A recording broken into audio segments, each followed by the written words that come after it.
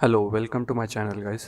तो ये वीडियो मैं इसलिए बना रहा हूँ ताकि लोगों को पता चले कि रजिस्ट्रेशन प्रोसेस कैसे होता है ओला का।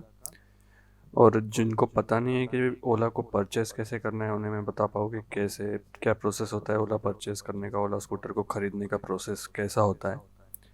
तो सबसे पहले हम बात करते हैं कि ओला स्कूटर ख़रीदने का प्रोसेस कैसा होता है। तो सबसे पहले तो आपको ओला के ऐप पर जाके रिज़र्व करना है आपको स्कूटर। ये 500 रुपीज़ दे के आपको रिज़र्व करना है। तो उसके बाद आपको 20,000 रुपीज़ का विंडो खुलेगा, पेमेंट विंडो, जो परचेस विंडो बोलते हैं उसको ओला वाले। तो उसमें आपको 20,000 रुपये भरना पड़ेगा। तो उसके फिर वो पेमेंट होने के बाद जब आपका नंबर आएगा, मतलब स्कूटर रेडी होने वाला होगा आपका, तब आपका फ़ाइनल पेमेंट विंडो खुलेगा जिसमें आपको फ़ाइनल पेमेंट करना है। जो भी आपका फाइनल पेमेंट अमाउंट होगा उतना आपको पे करना होगा।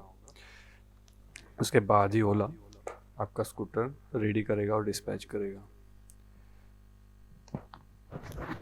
तो फेम टू सब्सिडी के बारे में बात कर लेते हैं।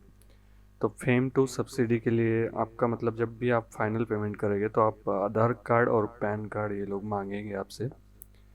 तो आपको आधार कार्ड और पैन कार्ड अपलोड करना पड़ेगा।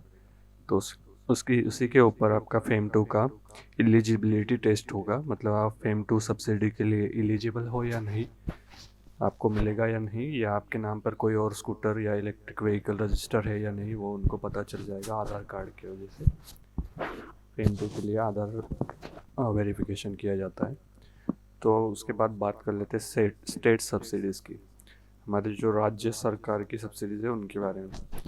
तो सभी राज्यों में सब्सिडीज़ नहीं है। मैं अभी महाराष्ट्र से स्टेट से हूँ। तो महाराष्ट्र स्टेट में जो सब्सिडी है, अर्ली बर्ड इंसेंटिव, महाराष्ट्र की तरफ से जो मिल रहा है 31 मार्च तक मिलने वाला है, उसमें मुझे अराउंड 30,000 का सब्सिडी मिला था। तो मुझे जो S1 प्रो पड़ा था मेरा, वो पड़ा था 1,10,000 में। तो अदर स्टेट सब्सिडी, सबका अमाउंट अलग होता है, सबकी सब्सिडी अमाउंट अलग होता है, सभी स्टेट्स का अलग अलग सब्सिडी अमाउंट है। तो रजिस्ट्रेशन चार्जेस के बारे में बात करें तो रजिस्ट्रेशन चार्जेस हर स्टेट में अलग अलग है। तो महाराष्ट्र स्टेट में तो रजिस्ट्रेशन का कोई भी चार्ज नहीं लिया जाता इलेक्ट्रिक व्हीकल के लिए। बस रोड टैक्स और बाकी सब आपको इंश्योरेंस वो बाय करना ही पड़ेगा, वो कंपलसरी है। तो अभी ओला स्कूटर आपका जब रेडी हो जाएगा तब आपका डिस्पैच होने के बाद आपका रजिस्ट्रेशन प्रोसेस स्टार्ट होगा। तो हम अभी रजिस्ट्रेशन प्रोसेस के बारे में बात कर लेते हैं। तो रजिस्ट्रेशन प्रोसेस के लिए सबसे पहले वो आपसे डॉक्यूमेंट्स मांगेंगे। मतलब आपको जो इलेक्ट्रिसिटी बिल है, आधार कार्ड है, पैन कार्ड है, उनके ज़ेरॉक्स आपको रेडी रखने हैं आपके पास भी, और वो अपलोड भी करने बोलेंगे आपको, वो सेंड भी करने बोलेंगे, उन लोगों को सेंड भी करना पड़ेगा कुछ केसेस में। तो इलेक्ट्रिसिटी बिल पे अगर आपका नाम नहीं है, ओनर का नाम है, तो आपको रेंटल एग्रीमेंट भी देना पड़ेगा। जो आपका रेंट एग्रीमेंट है, अगर आप रेंट पर रहते हो तो ओनर का नाम होगा आपके इलेक्ट्रिसिटी बिल पे, तो आपको रेंटल एग्रीमेंट की कॉपी उनको देना पड़ेगी। तो उसके बाद जो प्रोसेस होता है, रेंटल एग्रीमेंट और इलेक्ट्रिसिटी बिल देने के बाद रजिस्ट्रेशन प्रोसेस स्टार्ट होगा आपका। फिर उसके बाद वो आप आपको कॉल करेंगे वाहन OTP और आधार OTP के लिए। मैं आपको स्क्रीन पे डाल दूंगा कि कैसे आता है वाहन OTP और कौन से नंबर से उनका कॉल आएगा। मोस्ट केसेस में यही नंबर होगा, कुछ केसेस में अलग नंबर भी हो सकता है। तो आप वेरीफाई कर लीजिएगा अगर अलग नंबर से कॉल आ रहा है आपको कोई और नंबर से। ओला वाले पहले ही बता देते हैं कि कौन से नंबर से आपको कॉल आने वाला है। तो आपको मैसेज रिसीव हो जाएगा कि आपको इस नंबर से कॉल आएगा आधार या वाहन OTP के लिए। तो उसी नंबर पे आपको OTP और वाहन OTP और आधार OTP देना है। वो अगर दूसरे नंबर से कॉल आए तो वाहन और आधार OTP आपको नहीं देना है किसी को भी। तो वो नंबर और स्क्रीनशॉट्स में अपने स्क्रीन पे डाल दूंगा यहाँ पे। तो उसके बाद आपका रजिस्ट्रेशन प्रोसेस हो जाएगा।